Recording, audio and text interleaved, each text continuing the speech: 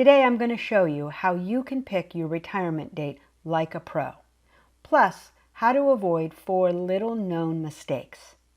I'm Kelly Monroe, founder and chief illustrator at the FERS Blueprint Online Retirement School. Clarify your benefits so you can retire. You can click right here to get a copy of the FERS Blueprint Pick Your Retirement Date Like a Pro checklist. So click right here to get the checklist for free. You need to know this first. Before you pick your retirement date, you need to know the answer to this question. When does your FERS pension actually start? The technical answer is the first day of the following month after you retire. It gets a little easier if we use a picture. Let's pretend that Franny FERS retires on January 15th. Her pension won't start until February 1st. This could leave Franny in a bit of a pickle because she won't be getting any pension until the next month. That's why the general rule of thumb in FERS is to retire on the last day of the month, no matter what day of the week that is. Is that all? I wish it were that easy, and I bet you do too. But there's a bit more to picking out your retirement date, and I'm going to show you some mistakes you'll likely want to avoid. You can click right here to get the FERS retirement date checklist. Mistake number 1, giving up annual leave. When you retire, any annual leave that you have quote-unquote on the books or haven't used as vacation time will be paid out to you in a one-time lump sum payment. It's a pretty cool benefit, right? But if you're in a use or lose scenario with annual leave, and you want it paid out at retirement, then you're going to need to retire by that leave ending date during that year. Otherwise, you could miss out on that use or lose leave. But isn't it the same every year? So here's the challenge. The leave ending date changes every year, so this can be a bit tricky. But OPM does publish a leave ending date calendar, and I've put the URL below this video for you as a resource. Mistake number 2, paying more income taxes unexpectedly. If you've saved a lot of annual leave, you're likely to get a pretty big check, but it's all taxable. So this income is going to be added to all of your other earnings that year, and it might cause you an unexpected and expensive tax headache come April 15th the following year. What happened? Why didn't you just call me?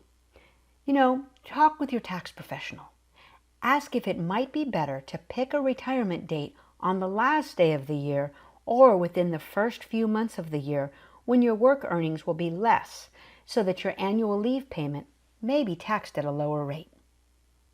Tax planning and retirement go hand in hand, unless you like tax surprises, which most of us would prefer to avoid like the plague. Mistake number 3, losing TSP monies to penalties. Click right here to get your retirement date checklist. A lot of people plan to use money from their TSP when they retire, but they aren't really clear about age restrictions before they pick their retirement date. Normally, you must be at least 59.5 years old to take out monies from your retirement savings account, like a TSP. If you're younger than that, you could have to pay something called an early age withdrawal penalty plus normal income taxes. This can get expensive. But there's an important exception for your TSP. Here's how it works. If you retire or separate from service, you quit or you're RIF'd, in the year in which you turn age 55 or older, you can take withdrawals from your TSP without any early age penalty. It's called a waiver. So don't be in such a hurry. Here's a mistake that some people make. Let's just say someone retired at age 57, and next they decided to transfer their TSP to an IRA right away because they didn't know about the early age withdrawal waiver inside a TSP. Boom! Once the TSP is transferred to the IRA, that waiver is lost, and any withdrawals under age 59.5 may be subject to that early age withdrawal penalty. The moral of the story: if you're retiring under age 59.5, you should strongly consider leaving your funds at TSP because of the early age withdrawal waiver. I've put a link to TSP information in the description below this video for you. Mistake number 4, thinking that FERS starts right away.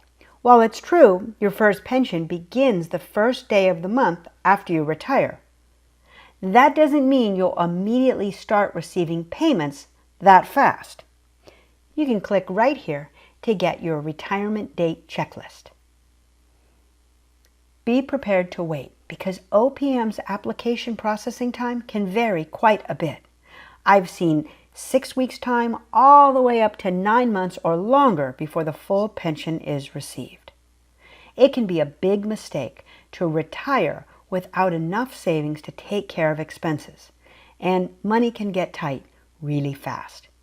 Even your TSP can take 4 to 6 weeks after you retire before you can request payments. So it makes good financial sense to start retirement with at least 4 to 6 months of expenses in a savings account. Make sure that you know how to pick your retirement date like a pro before you get ready for your retirement party. If you'll have use or lose leave, check the leave calendar so that you don't risk losing that extra leave. Talk with your tax professional about how the extra income from an annual leave payment may impact your tax planning. Map out how you'll access your TSP monies. And finally, have enough money saved to wait while your retirement application is in line at OPM. Wouldn't having a retirement date checklist be handy? I love a good checklist. You can click right here to download the Pick Your Retirement Date Like a Pro checklist. This tutorial was brought to you by the FERS Blueprint Online Retirement School. Clarify your benefits so you can retire. Click here to get more information about our online course. If you're on a mobile device, the URLs are all listed in the video description below.